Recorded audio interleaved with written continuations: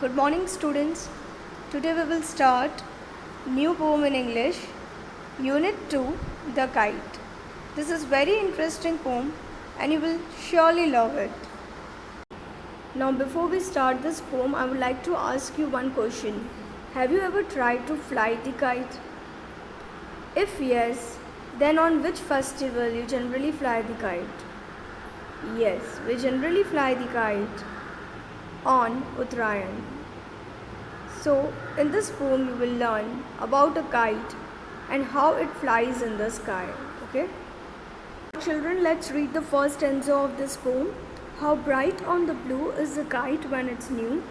With a dive and a dip, it snaps its tail.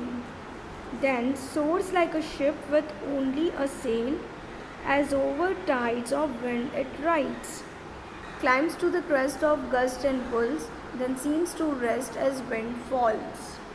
So children, in the first stanza, poet is saying that a kite looks bright on a clear sky when it flies for the first time.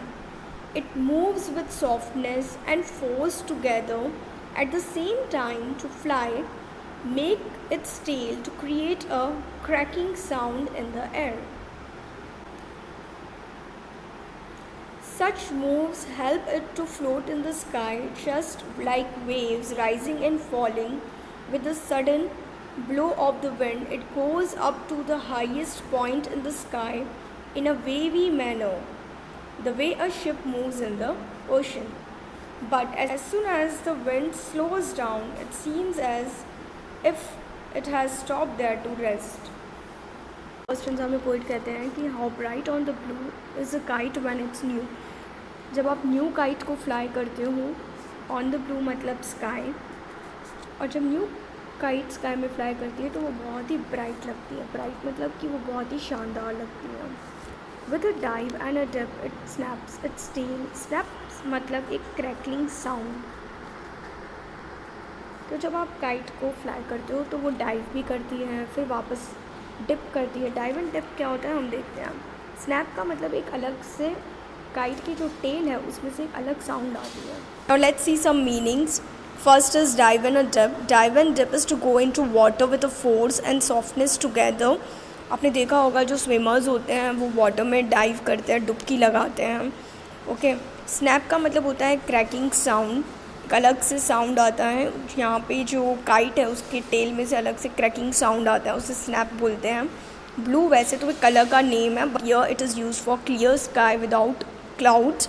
ऐसा sky जिसमें clouds बिल्कुल भी नहीं हो, तो it is very easy to fly kite. Okay. So now let's understand the word dive. Here you can see a bird kite who is diving for prey. Means वो शिकार के लिए डाइव कर रही है, नीचे की ओर आ रही है. जब आप पानी में डुबकी लगाते हो तो उसे बोलते हैं वाटर डाइविंग.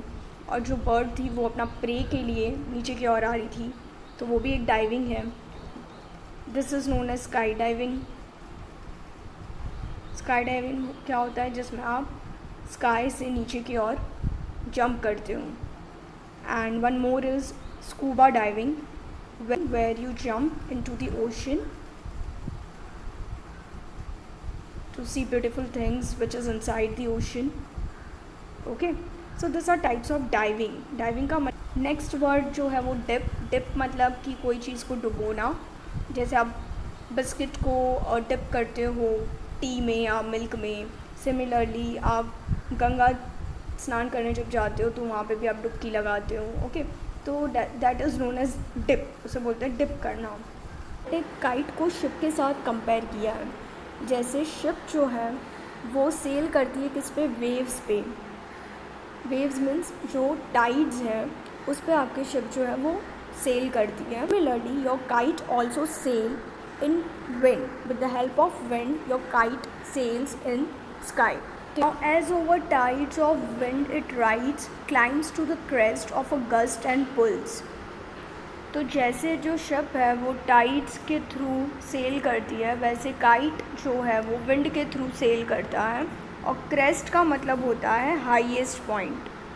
ये जो वेव है उसका हाईएस्ट पॉइंट है, उसे बोलते हैं crest.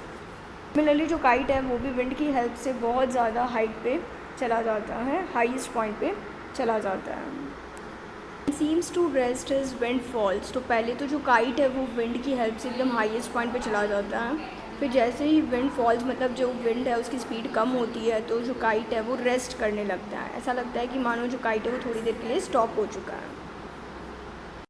Now when string goes slack, you wind it back and run until a new breeze blows.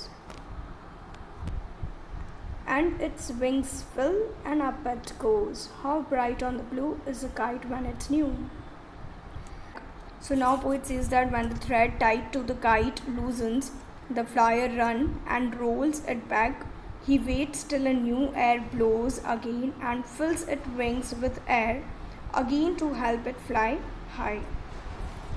String है, स्ट्रिंग मतलब जो काइट की डोरी है, स्लैक का मतलब होता है लूज़ हो जाना। जब काइट की जो डोरी है, स्ट्रिंग है, जब वो थोड़ी लूज़ हो जाती है तो आप क्या करते हो, उसको वाइंडेड बैक। वाइंडेड बैक मतलब आप उसे वापस से जो डोरी है उसे आप खींचते हो, ठीक है। वाइंड का मतलब यहाँ पे है रोल द स्ट्रिंग बैक। आप वो जो डोरी है उसको वापस से इस जैसे स्पूल यानी फिरकी जिसे बोलते हो उसमें आप वापस खींचने लगते हो और तब तक भागते हो जब तक नई हवा वापस नहीं आ जाती है, या स्पीड में जब तक हवा नहीं आती तब तक आप भागते रहते हो और कोशिश करते हो कि कैसे भी करके काइट को आप ऊपर तक वापस पहुंचाओ। तो जैसे ही विंड वापस ब्लो करती है तो आपकी जो काइट है वो कहाँ जाता है, ऊपर की ओर जाता है, ठीक है।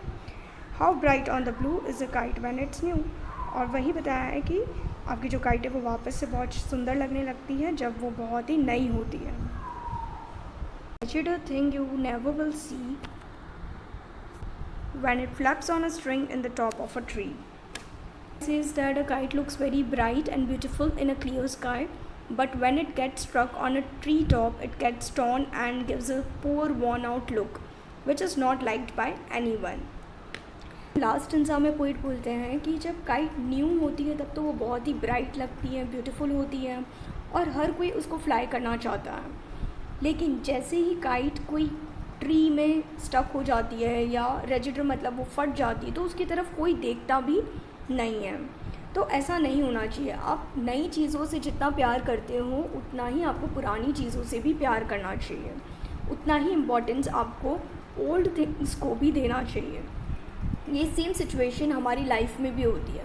जब हम यंग होते हैं हम बहुत सारा काम कर सकते हैं तो हमारा इम्पोर्टेंस जो होता है वो ज़्यादा होता है, लेकिन जैसे जैसे हमारी उम्र बढ़ती है when we get old so people give little value to old people, लेकिन ऐसा नहीं होना चाहिए। Both have equal importance.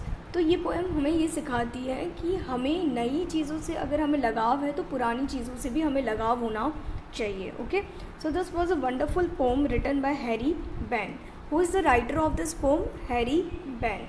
So here we had completed our this poem. Tomorrow we will discuss the exercise of this poem. Goodbye. Take care. Jai Hind.